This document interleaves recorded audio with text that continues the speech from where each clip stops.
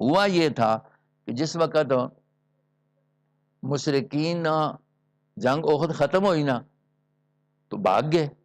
شکست تو ان کو ہو گئی لیکن نقصان مسلمانوں کا بھی تو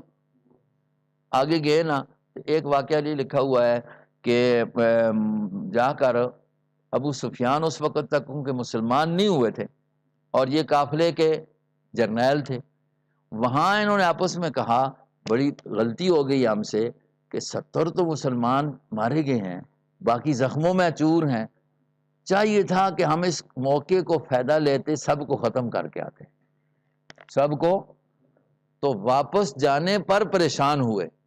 آپس میں سوچ و فکر کرنے لگی کہ کہا کہ ہمیں واپس جانا چاہیے۔ ہمیں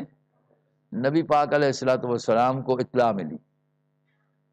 کہ وہ یہ ارادہ رکھتے ہیں، تو آپ علیہ الصلوۃ والسلام نے صحابہ کو کہا کہ چلو ہم ان کا پیچھا کریں، ہم ان کا،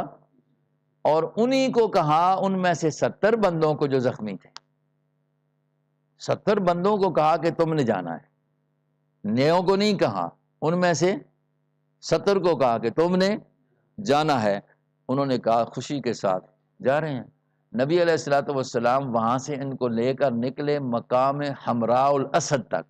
جو مدینہ سے تقریباً 3 میل کے فاصلے پر ہے، وہاں پہنچ گئے۔ ابو سفیان کو اور قافلے کو، کافروں کو پتہ چلا کہ مسلمان تو ٹرک کے میں مانا کرتا ہوں اپنا وہ ارادہ کیا کر دیا کہ ہم تو یہ سمجھے تھے کہ ہم اس طرح کریں گے تو یہ نقصان دیں گے، وہ تو اتنے دلیر ہیں کہ ہمارے پیچھے نکل آئے ہیں، تو اپنے ارادوں کو چھوڑا اور وہ چلے گئے۔